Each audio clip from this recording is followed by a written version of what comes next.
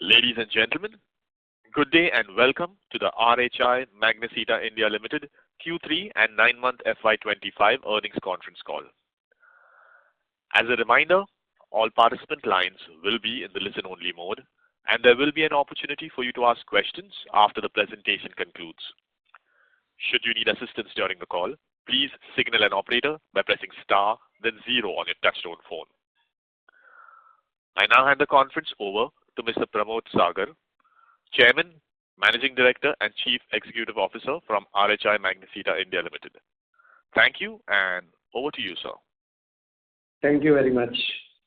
Good afternoon, everyone, and welcome to RHI Magnesita India's Q3 and 9-month FY25 earnings call. Thank you for joining us today.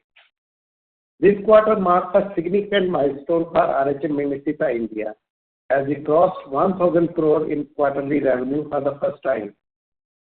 This achievement is a testament to our disciplined execution, strong market position, and continued strategic expansion. We are delighted with our performance, especially it comes amid tough market conditions, volatility in raw material prices, and increased competition from imports as they continue to pose challenges. We must also remain cautiously optimistic for the short term and remain focused on improving operational efficiency and stringent cost control to sustain our profitable growth. Before we dive into the details, I would like to briefly touch upon the evolving global and industrial landscape impacting the steel and cement industry at large. Despite a slow start to 2025 due to elections and off-season monsoons, India's GDP growth is expected at 6-7%, driven by infrastructure and industrial expansion. Cement demand is projected to grow 4-5% in financial year 26. Government's planned increase in capex by 10% for financial year 26 on infrastructure spending is expected to boost the demand. India is a net importer of steel, increasing competition for domestic producers. Weaker global demand has led to increased imports of low-cost refractory into India, affecting margins across the industry. Despite this, we have expanded our market share through investment in pricing.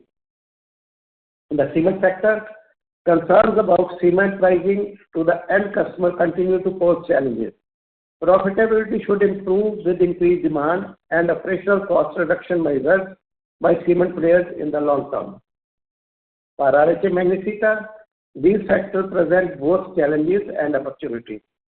As a critical supplier of refractory material to the steel and cement sectors, we are actively addressing raw material security through policy advocacy and sourcing diversification. Our goal of capturing a 40% market share within the next 4 years remains on track, driven by strategic initiatives in addition to investments in plant modernization and expansion of value-added products. With no additional industry protection in the recent budget, we must remain agile and focus on cost control and operational efficiencies. Looking forward, we remain cautiously optimistic. Our focus on strategic expansion while maintaining financial discipline, vigilant about market headwinds, including global demand fluctuations and cost pressures, committed to operational efficiency and cost optimization to sustain margins in the coming quarters. Our priorities remain the same: sustainable growth and better return ratio, and our decision-making will be guided by these principles. As we navigate this evolving landscape, we remain committed to safety, innovation, sustainability, and strategic growth to reinforce our leadership position. With that, I will now hand over to our Chief Financial Officer, Mr. Azim Said, who will take us through the detailed financial performance of Q3 25. Yes, Azim. Thank you, Pramodji. Let me now walk you through our financial performance for Q3 FY25. I'm pleased to report that revenue from operation for Q3 FY25 grew 17% quarter-on-quarter, reaching a record 1,011 crores comparing to 867 crores in Q2 FY25. This strong growth was driven by 20% increase in shipment. We were able to gain momentum in our top line through reclaiming our market share, delivering one-time cement and iron making projects, and resumption of production post-customer downtime. Production for Q3 FY25 stood at 86 kilotons, maintaining levels consistent with Q2 FY25. Capacity utilization remained steady at 67%, ensuring that additional market demand was met through plant inventory releases. We focus on disciplined working capital execution and only produce what we need as per demand. EBITDA for the quarter stood at 132 crores, reflecting quarter-on-quarter growth of 8% driven by our operational efficiencies. Despite the margin dilution, even with high raw material costs, our absolute EBITDA growth highlights the strength of our business fundamentals. This was underpinned by our operational efficiencies and expanding market share. As Pramodji mentioned, due to increased competition in the cement sector, even with the increased 7% of shipments, we saw a dilution in our realization rates. Profit after tax increased by 3.5% quarter-on-quarter to 48 crores. Cost optimization measures are helping mitigate some of the impact. Our working capital intensity improved to 35% versus last quarter, with improvement in DSO, DIO, and DPO. With our dividend payment of 51 crores, ECB loan repayment, and with a strong top line, our net debt versus EBITDA remains flat. To summarize, our business fundamentals remain strong. We will continue to strengthen cost controls to manage margin pressure, optimize working capital, maintaining financial discipline, driving profitable growth through strategic market expansion. To re-emphasize on what Pramodji said, sustainable growth and better returns ratio will be our guiding principles for our decision making. With that, we conclude our financial review and now open the floor for questions from analysts and investors. Thank you. Thank you very much.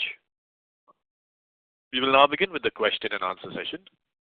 Anyone who wishes to ask questions may press star and 1 on their touchtone telephone.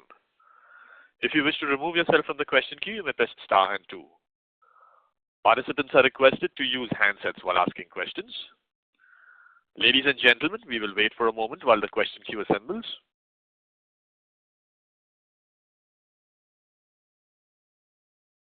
To ask questions, please press star and 1.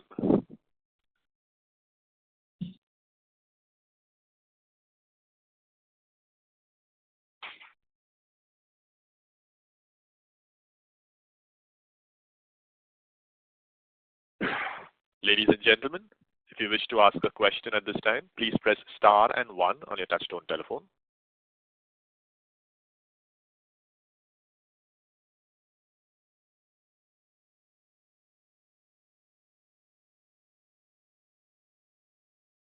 Looks like no question.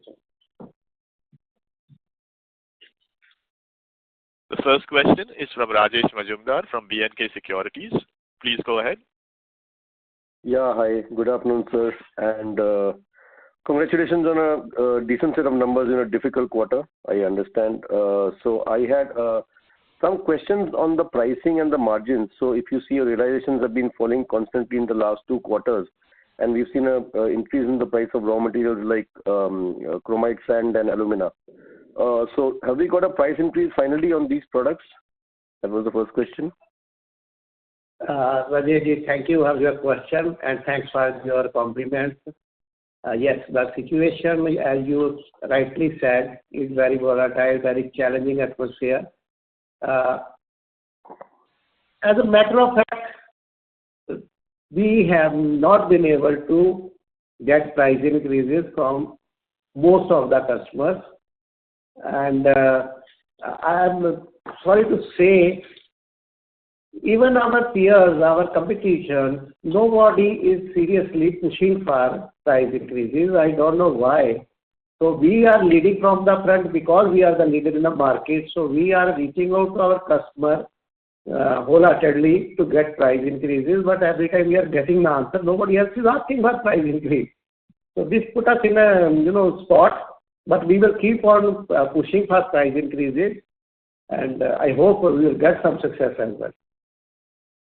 So as of now, even on alumina refractories, there is no price increase in the fourth quarter. As of now, no. But raw material prices have fallen. So I was asking a question on alumina or any other RM. Do we have inventories, because alumina went to $800 and now it's $500? So how do we look at that price change in alumina reflecting on our margins going forward? Rajeshji, you are talking about freed alumina, okay? So based on that, aluminium oxide or white fused alumina or tabular alumina, that has reached to $1,050 and now it has come back to about $800. But the offer we are getting now, we are already having a high value inventory, about 2.5 to 3 months coverage. And now when we will place order, it will probably take 3.5 months to reach the material. Placing order, then they will take their manufacturing time, then sea freight, etc., etc. So there is always a lag of about 3.5 months before actually the low cost or high cost materials start impacting you adversely. Right. And so in terms of margins, sir, we are 12-13%, whatever, and your long term is 15%. So will we see it in next year, that margin coming back, or it will take more time than that? Yeah, I said in the morning also with my interaction with PNBC that second quarter onward, FY26, we should go back to the market guideline which we keep on telling about 15% margin. From 2Q onwards. Okay. But in the meantime, if you are able to get a price increase, then probably we will see it faster, right? Yeah, definitely it will be upside. Yeah. And so on the volumes, and my question is on the volume, we had a huge bump up this quarter. So how should we read into the volume? Is there any one time in it, or what is the stable run rate, like annual run rate of volume we should take in shipments for the company? Rajeshji, the thing is this, normally December quarter is the strongest quarter for everyone, okay? And the first quarter of the current calendar year, which is now Jan, Feb, March, is a bit lean period. Why I'm saying so? Because cement is the leanest for this time, okay? There's no maintenance, no kiln repair, etc. happens in Jan, Feb. They start after 15th of March. So this will have a short-term impact, but it average out in a year. So I would not say we will be able to repeat this 1,011 crore in this quarter, but it will not be far away also. We will be decently placed. And in terms of margins for this quarter, sir, what we have seen that there is some recovery in 3Q. So you are saying that RM prices will be almost similar. So there won't be any margin recovery this quarter also. Yeah, you are right. I think so. And sir, last question, if I can, interest cost has also gone up a little bit. What is the outlook on that?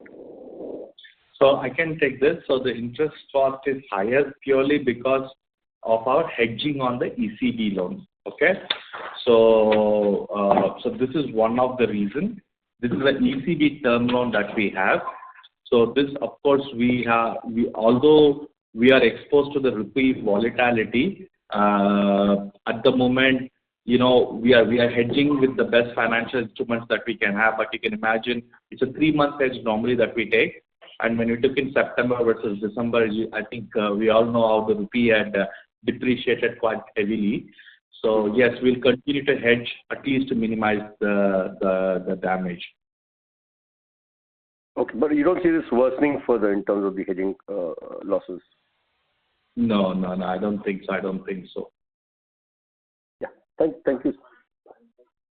Thank you, Rajesh. One data, sorry. So one more question. Plant-wise utilization data you normally give. Can we have that data?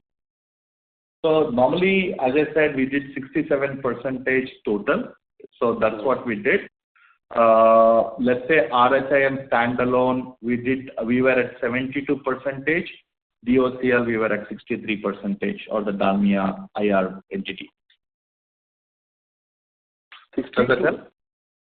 63. 63. And what is the utilization at high-tech? The high-tech is at 68%. Here we see a sharp increase as well. Okay. Thank you, sir. Thank you.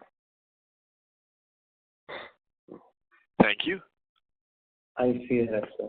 Before we take the next question, a reminder to participants that you may press star and 1 to join the question queue. The next question is from Chinal Seth from Auriga Capital Advisors. Please go ahead. Good afternoon, sir. Just wanted an outlook in what you hear from our clients in regards to CapEx, whether they are continuing to do that. Is there any slowdown there? What is it that you're hearing and seeing? It will be good to get your views. You are talking about our customers, steel and cement, right? Yes. Yeah, so it is a mix of feelings. One of the largest steel manufacturing group, their CEO put on record that if government will not put anti-dumping duty, it will be very difficult to compete in the market because the Chinese steel is coming at a very, very subsidized rate. So we need to think twice for further capex. Whatever is in the pipeline, we will do that, but we need to look for, spending the money or not, looking at a government policy. So I keep my finger crossed.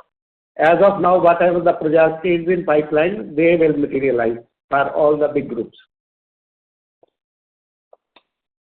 And the remaining, whatever CapEx, whatever is in the pipeline, that continues, but these are just comments coming out. That could be a form of a strategy, right? Saying that, okay, look, they're wanting government to consider the anti-dumping. Anti-dumping. Yeah, absolutely. Right. But, okay, so far so continue. Okay, great. Thank you. Yeah, welcome. Thank you. Participants who wish to ask questions, please press star and 1. Next question is from Akash Sharma, who's an individual investor. Please go ahead. Yeah, hi sir. Thank you for the opportunity. I have a few questions. My first is related to raw material. I guess our raw material costs have increased slightly. So, how do we plan to manage these cost pressures? Are these transferable? Yeah, as you rightly said, raw material cost has increased, particularly aluminum raw material and chromite sand, etc. The prices have gone up, and now alumina prices also start declining. We are reaching out to our customers to pass this on, but so far we are not so successful because no one else is asking seriously for price increases. We keep on pushing, and it has impacted the margins, and we have to live with this for another quarter or so before we really push this pass through, or the raw material prices start coming down. So it is, I would say, to be very honest, this quarter will remain a very challenging quarter, like the previous one. Okay, so is the increase in raw material cost one of the reasons for decline in our EBITDA margins? This is one of the reasons. But you see, our absolute EBITDA has gone up by 7-8%. If you talk about in crores, right? Yeah. So our base is bigger. So those percentage-wise, it looks like we have 1% less EBITDA this quarter. But if you see last quarter to this quarter, our absolute money-wise, EBITDA has gone up by 7%. And if I may add, another one reason, what you see is the mix impact, because we have the cement seasonality. So there basically we have, normally the cement during the peak season, the realization rate drops. Yes. And there is one more unfortunate situation. Some of our peers, our friends, are putting up additional capacity and selling the cement bricks at a margin or cost or even in a loss. just to enter into the market and spoiling the market pricing. Okay, sir. So on the operational side, like how has our repayment of ECB external commercial borrowings have impacted our leverage and interest costs? So it has not impacted. So normally this is a external commercial borrowing that we have done, and because it is with different, not Indian currency. It's in euros that we have taken. So this was purely a rupee depreciation that had happened for it. So normally we do hedging. In fact, we have hedged actually. So this kind of we have minimized the impact of it. But let me also tell you, please look at our finance cost on a 9-month basis. It has actually improved because these hedges have actually protected us from the rupee volatility, not only in the last quarter, but in the previous 2 quarters.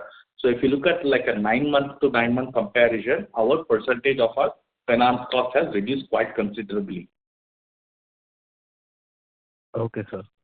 And so on the inventory side, our inventory levels have slightly decreased or improved, I would say.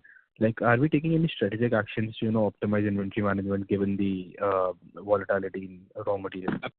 Yes, see, we have a very sophisticated process where we kind of look at our customer demand quite closely and we produce what we need. So, for example, we were building up inventory so that we can deliver these cement projects or our iron making projects that we were supplying to OEM. Now we were able to ship it. So, yes, the intention is to continue this close monitoring on all the working capital levers, not just on inventory. But definitely, yes, we want to have a better disciplined working capital investment where we need it and how we need it. Okay, sir. So lastly, will this number of days level will be consistent from now on, or will this improve further? Like, what should we take it as a sustainable level of days? What day? Sorry, your voice was not audible. So what should we assume as a sustainable days level in terms of inventory, receivables, and payables? So our long-term ambition, which Pramod ji has highlighted, was that we need to operate at 30% of working capital intensity on a long-range basis. So this is what we would want to do because India is a very growing market. We need to ensure that we are able to support this growth. So with this in mind, we believe that on a long range to always be at 30% consistent. We will take some time to get there because as I'm sure you know that in the latest budget also, which is the right thing from the government, is to protect the MSMEs. They have increased the coverage of the MSME suppliers. So this will put some pressure on payables. Most of our customers are doing quite a bit of a capex investment, as Pramod ji was saying earlier. That means we need to also have an absolute focus on receivables, and we will invest on the inventory where we have growth areas, where we see this, where our demand is saying that we need to optimize our capacity utilization. We'll do it like that. Yeah. So let me add here one thing. We are working on our working capital discipline, but at the same time, we are also working on 4PRO or TRM contracts. So we will be adding maybe 2-3 more TRM contracts in the coming weeks and months. So that need an inventory. You are managing the steel plant, you are making inventory, you are handling the inventory. So sometimes it is a business need to keep the inventory. So we will need to have a right balance. So it is not that it is a supply base only. We are doing this steel per ton of basis contract, long-term contract with steel plants, and 2-3 are on the table. If it happens, then probably inventory reduction will not be that easy because we have to cater to those customers 100%. Okay, sir. Thank you very much, sir. Thank you. Next question is from Mayank Pandari from Asian Market Securities. Please go ahead. Thanks for the opportunity. So I just want to understand at what price alumina inventory is valued at in Q2? Alumina price? Q3. Yeah.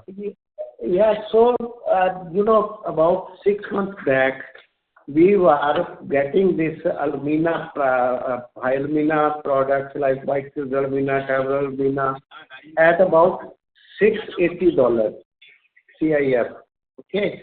And it went to $1,050. And now what we are getting offer is about $800.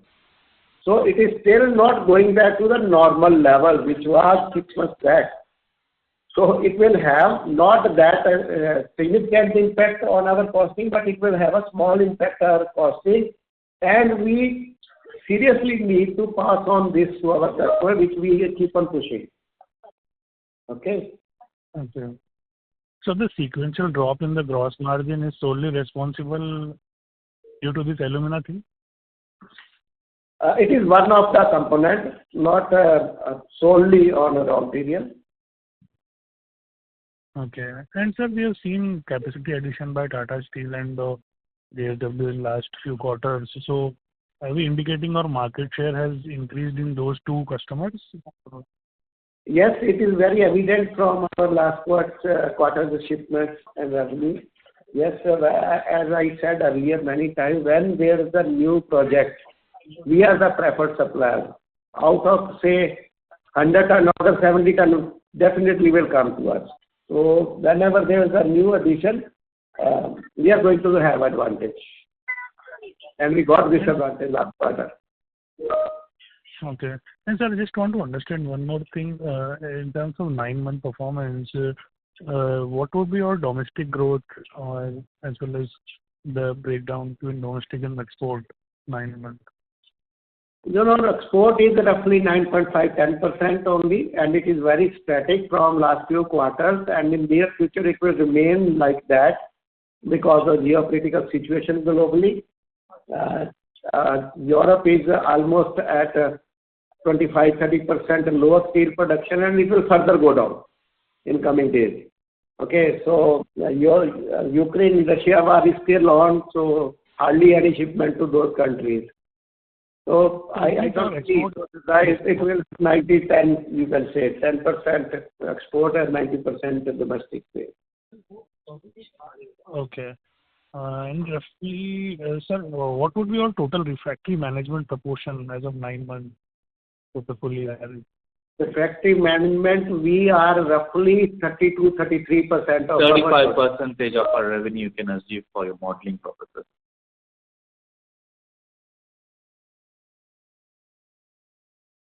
YTD number. Thank you. The next question is from Ravi Purohit from Securities Investment Management. Please go ahead. Yeah, hi. Thanks for taking my question. Pramodji, hi. Just wanted to have a more strategic long-term question, right? I mean, we've been tracking Orient Refractories and then RHI for more than 10 years now, and have been shareholders for a fairly long period of time. So somewhere in 22, when we did all these acquisitions and all, there has been a significant dilution that we had done, and there was also, big increase in our overall capital employed and net worth in the business because of the acquisitions, right?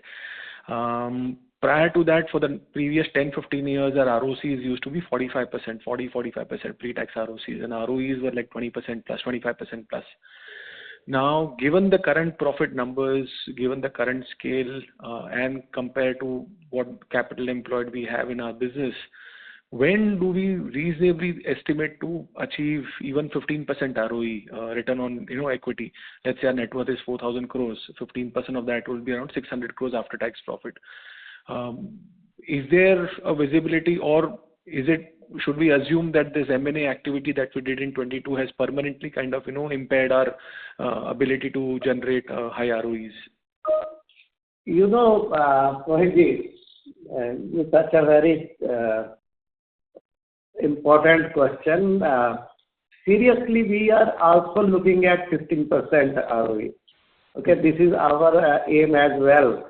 But with the product mix came along the acquisitions, particularly Dalmia's cement plants, etc., it will not be easy.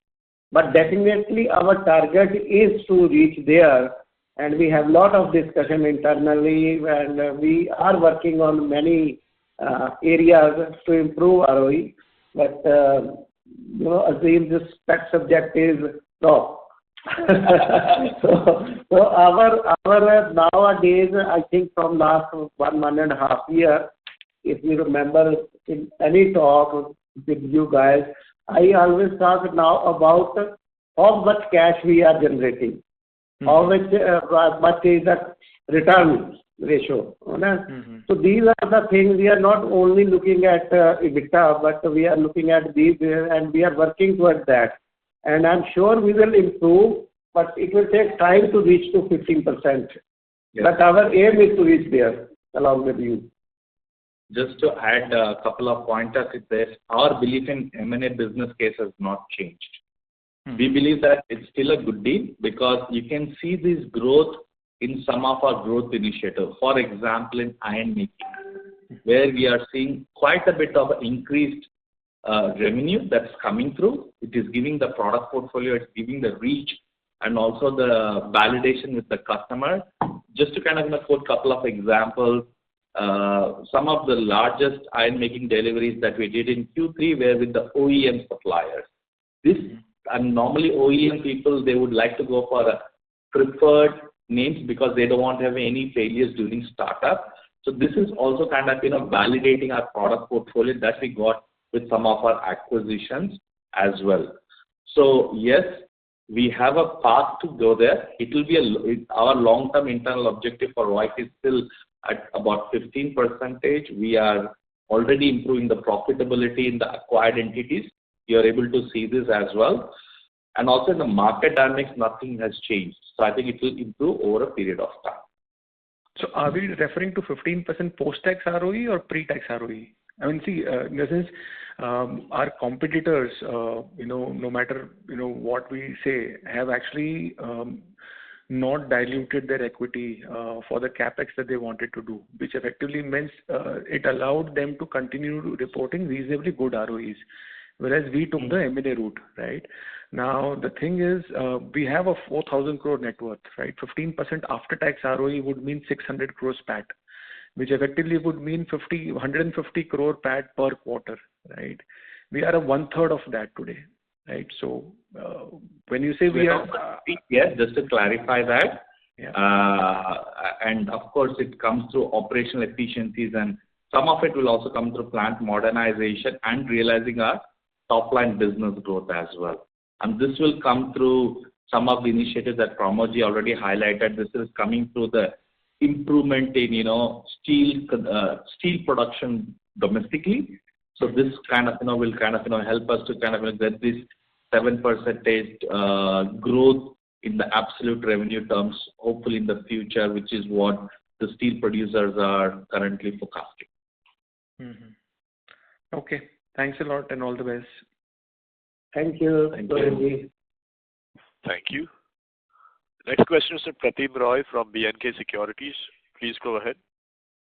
Yeah, hi sir. Thanks for the opportunity again. In the PPT, we have mentioned that there is one-time favorable warranty provision released in 2Q FY25. So if you can keep some light on this, what is the thing? Yes. So you are referring to the last quarter provision release. Actually, we had reported this under other income last quarter. So these were some of the, in the acquired businesses, we had these warranties that we were able to confidently, after the period of time of the warranty is completed, we were able to release it quite comfortably. So this is your product warranty that we had provisioned for earlier post-acquisition. This is basically, we had to get the good performance of those product at site, wherein we need to get the certification from the customer saying that it has achieved its contractual performance as well. This has happened post-acquisition with RHI recipes. Does that help? So what will be the quantum for that? Sorry, your voice is not clear. Can you repeat? So what is the quantum of that particular provision release? Yes. This is a one-time release. This is not repeatable. No, I'm just asking what will be the number for that. Means how much? That would be around 12 crores. 12 crores. Okay, so thank you. And one more question, sir. That you have just now mentioned that in 3Q you have delivered one of the largest iron making projects. So is there any such project is in our pipeline in the coming days, or what will be the one time, or we can expect a frequent this kind of projects in the coming days? If you can throw some light on this. Yeah, this is not one time. This will keep repeating. Only, I think, mid of Jan, we got an order of 1200 TPD in DRI, which is the largest, and the confidence of customers now is so much on our products after 1.5 years performance. We got the biggest order of DRI, biggest TPD, 1200 TPD is the biggest DRI plant in India. We got that order. Also pellet order which we got last year, one is under execution, another will start in April or so. So this will also be happening in this financial year. And 2-3 more projects are in the pipeline. We are very positive about our growth story in iron making, pellet and DRI segment. Yes, sir. Okay. And sir, lastly, just if you give some idea that this quarter in 3Q, the utilization level of standalone POCL you have mentioned, but just if you compare what is the improvement over 2Q? Actually, in 2Q, I think IR plant, Dalmia plant, it was 61%, now it is 63%. And IN plant is almost at the same level, I would say 1% here there. But I don't have exact number right now with me. Okay, sir. And high-tech, sir? High-tech, we are keep on adding product and it is improving day by day.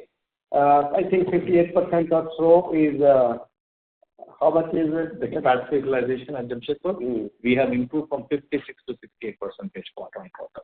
56 to 68% quarter on quarter. Okay, sir. Okay. Thank you, sir. Thank you for the clarification.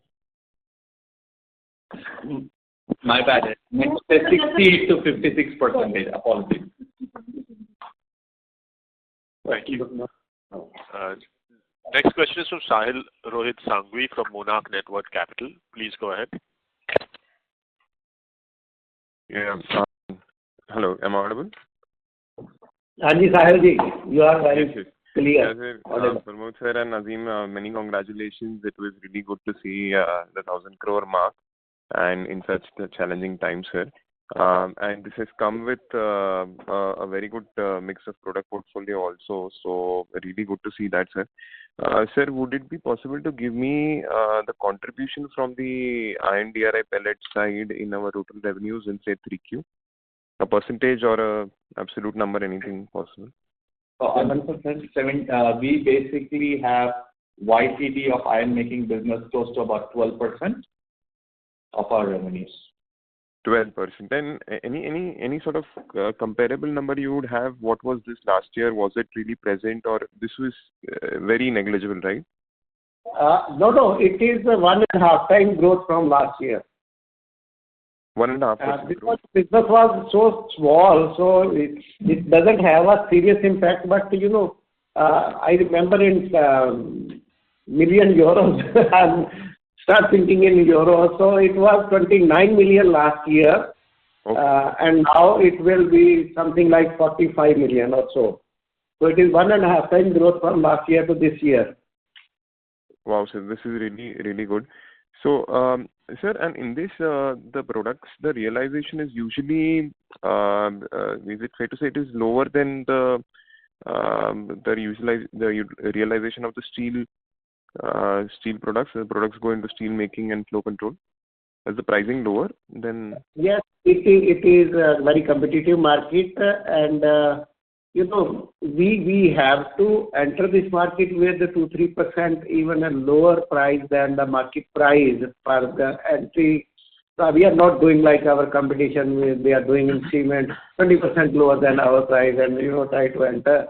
We are trying just neck to neck 1-2% lower than that, and with our brand image. People are giving us order on that. But having said that, the margins are comparatively low than steel.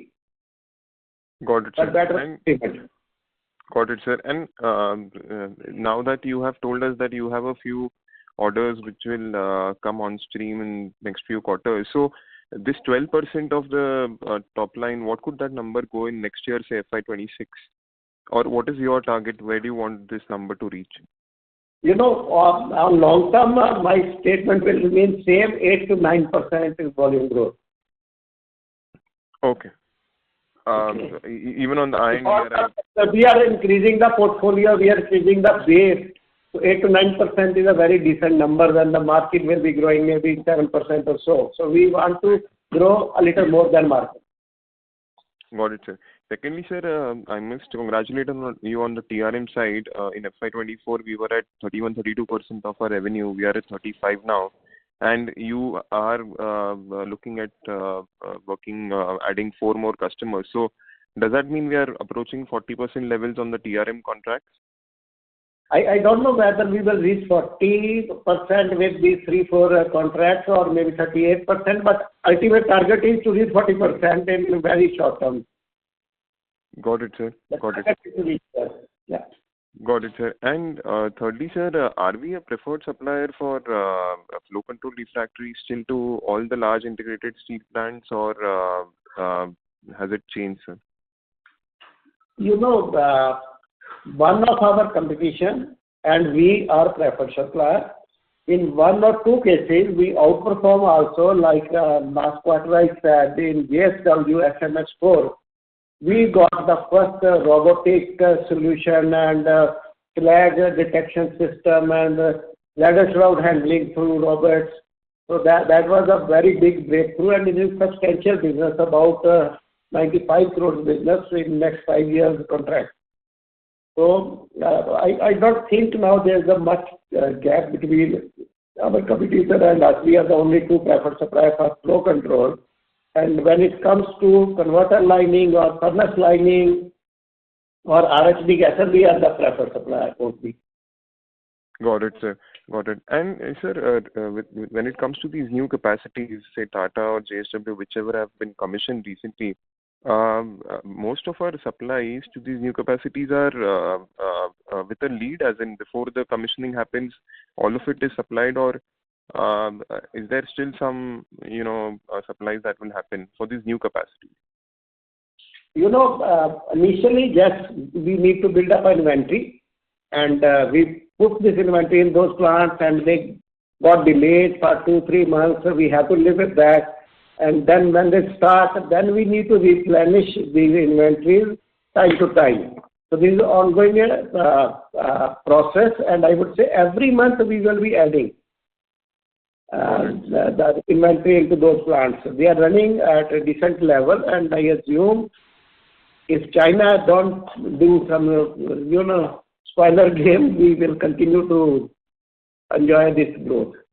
Got it, sir. And my last question will be, sir, sometime back, I think it's been time now that we visited your facility, but your R&D center was working on a few new products also, like tap hole sleeve and some bit of advanced nozzles and all of that.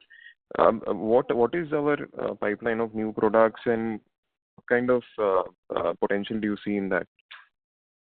We are trying to keep on adding new products or products which we are importing from our parent company to India. Now we are working on 2-3 products for Rajgangpur plant from our global network, and transfer of technology is in the pipeline. People are coming, people are talking to my R&D team, and probably next 2-3 months time it will happen, and then we will start doing the trial production in those plants, and maybe in 6 months time we will ship everything to India. But having said so, now our local production is about 68% and import is 32%. It will have a incremental impact. It will go to 70-30 or 72-28. It will not eliminate imports, but gradually we are trying to reduce and bring it to a level of 80-85% local for local. Would you be able to name, sir, these products? You will not understand this.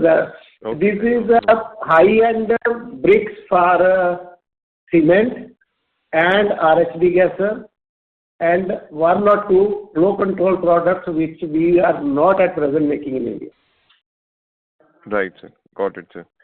Good to hear, sir. Wishing you all the best and many congratulations again, sir. Thank you, Sahilji. Thank you very much. Yeah. Thank you.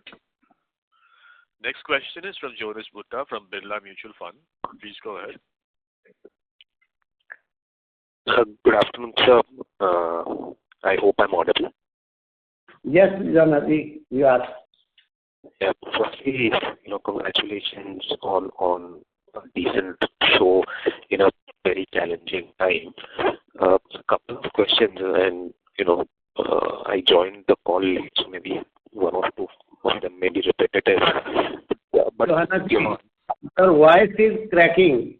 Initially it was okay, but now it is totally cracking. We are not able to hear anything properly. Is this better now? No, I think either you are very close to the mic or what. It is some Dripping sound is coming. Yeah.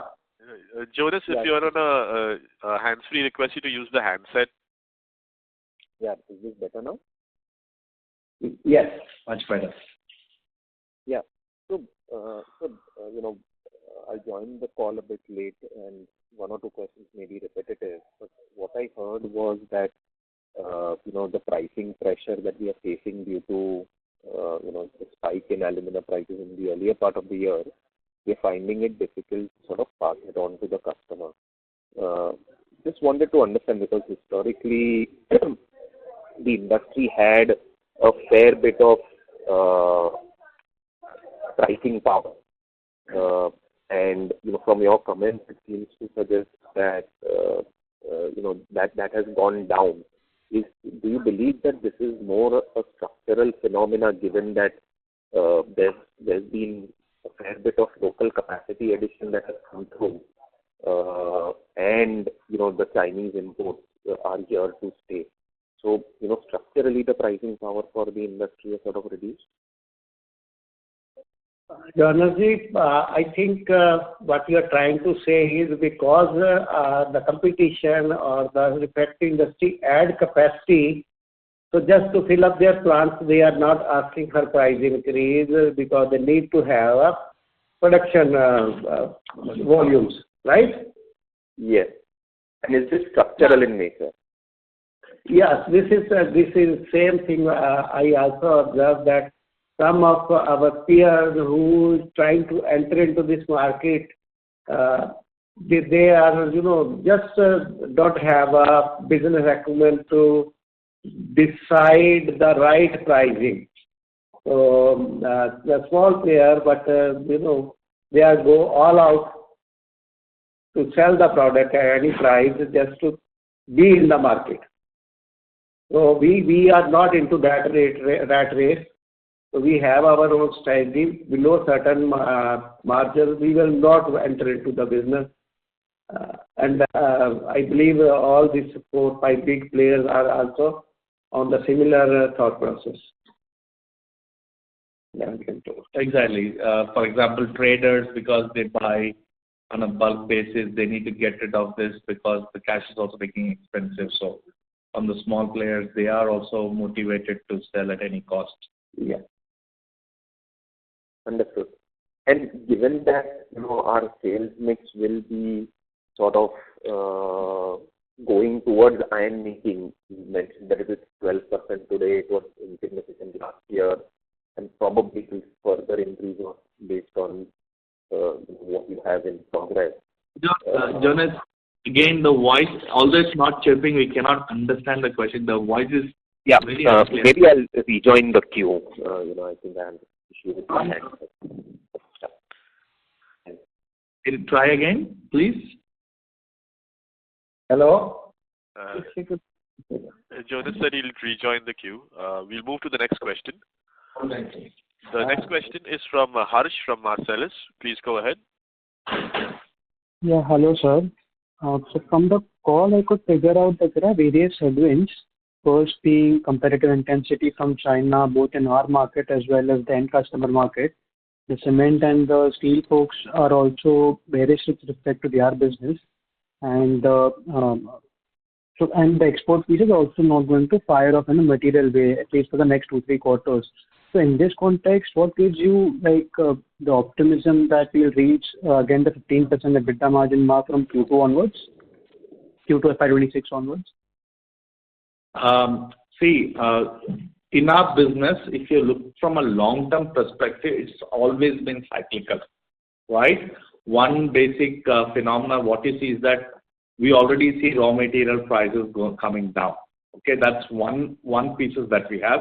Second, basically, is that India will continue to produce, and we have this broad product portfolio wherein we also give very high margin products like flow control, and we also get the seasonality of cement, wherein our margins will get diluted, and we also get projects of like an industrial project as well. So conservative. I mean, if you look at it from a long-term perspective, and this is where we strongly advise us not to look on a quarter-on-quarter basis. If you look at it from a long-term perspective, our portfolio, our long-term contracts, and some of our contract structure in terms of how some of our product performance gets paid out. These are the three pillars where we think that we would be able to achieve the 15% margin. Regarding the Chinese import, it's definitely a prevailing threat for us, but most of these people play in the commodity area of the business, which is again very cyclical. So here is where we have the threat. We have seen these kind of threats in 2018, even 3 years back as well. We believe that on the long term, our business fundamentals, our product portfolio optimization on our contracts, we think that we should be able to hit Q2 26 onwards, that we should be able to go back to 15% level. And this is where we are also thinking that the market will put down on the raw material pricing, the expensive inventory will go out. We can have a larger play in terms of what material to use, what to supply, and so on and so forth. Hope that answered the question. Yeah. And how much of a total top line is from this alumina and chromite-based refractories, where we are seeing this RM price volatility? It is about 30-32% of our total portfolio. Okay, so meaningful part of the portfolio. And any other raw material where we are seeing this sort of volatility apart from alumina? Yes. Now, after Chinese New Year, this fused magnesia also has gone up by about $40-45. So it will have an actual material impact after 4 months or so, when the material start coming after ordering to India, to everybody, not only us, to everybody. So we now have a visibility that this is going to come up, and how we are going to mitigate that risk of further dilution of margin by circular economy, or looking at various project optimization, and at the same time reaching out to our customer well in advance for price adjustment and all those things. So this is easy one. We can correct it because we know now that this is going to happen. But alumina prices every week was going up like anything. Okay, and this $40-45, how much would be the increase in percentage terms? It will be about 3%, 3.5%. Yeah. Okay, got it. Thank you, sir. That was it from my side. Thank you. Thank you. Before we take the next question, a request to participants to please limit your questions to 2 per participant, so that the management is able to address questions from all participants in the conference. The next question is from Sanjay Nandi from VT Capital. Please go ahead. Hello. Good morning, sir. Thank you for the opportunity. Sir, can you just share the numbers for the flow control in our entire sales mix? Normally, flow control is about 25% of the total steel portfolio. Okay. Okay. 70-75% is lining business, 25% is flow control business in any steel plant, roughly. Very good. That's it. That is all my side, sir. Wish you all the best. Thank you. Thank you. Next question is from Chetan Doshi, who's an individual investor. Please go ahead. Yeah, congratulations, Pramod and the team for the excellent set of numbers. First time we have reached the milestone of 1,000 crores. Now the presentation this time doesn't highlight as to how you are going to sustain this figure in coming months, coming quarters. And second question is that from the parent company, we were expecting a lot of support in terms of technology transfer, but nothing is there on, this kind of presentation. I am not at all happy with the kind of, inputs given. Chetanji, thank you very much for highlighting these two issues. One is, in previous questions we answered this, that we are looking at a similar type of sustainable growth with some seasonality. As I said, cement in Jan, Feb, March is at its lowest level. There's no maintenance, etc. So there will be a dip from that angle, I would say. But yes, we could have put it in our presentation. And parent company, when you're saying in every call, we keep on appraising all the investors, the analysts, how much product we are shifting. Even now in this call, about 2-3 questions back, I explained that we are bringing more products to Indian plants from parent company, and in the past also tap on sleeve, porous plug, tap on clay from Brazil. So we keep on bringing those products and we are sharing on call, but we have not put in the presentation, but we are sharing all the information very transparently to all of you. And Chetan, just to set expectations, the products are getting well accepted in the market. Sorry. Just let me complete, Chetanji, if you allow me. One basically is that normally we give the exhaustive presentation in the half-year and full-year presentation. So I know that you are referring to all the products like laser part and other things that you were mentioning earlier. So this kind of exhaustive presentation we will definitely do in the first half and second half full-year presentation. You see a very comprehensive view. To answer your question on these kind of products acceptable, as Pramodji mentioned earlier, we are one of the first companies where we have implemented the robotic solution in the whole of India. So these kind of products are getting accepted, approved, but it also goes through its own validation period from an acceptance perspective, so on and so forth. Okay. Yeah, thank you. Welcome. Thank you very much. That was the last question in queue. I now hand the conference over to Mr. Pramod Sagar for closing comments. Yeah, thank you very much all the investors and analysts for very interactive discussions, very intuitive questions also. So it's very good to have a real interaction, and we try to be very transparent, open with all of you as usual, and we'll keep on transparently sharing all the information with all of you. Thank you very much for your support as always, and looking forward to your support in the future as well. Thank you very much. Thank you. Thank you very much. On behalf of RHI Magnesita India Limited, that concludes this conference. Thank you for joining us, ladies and gentlemen. You may now disconnect your line.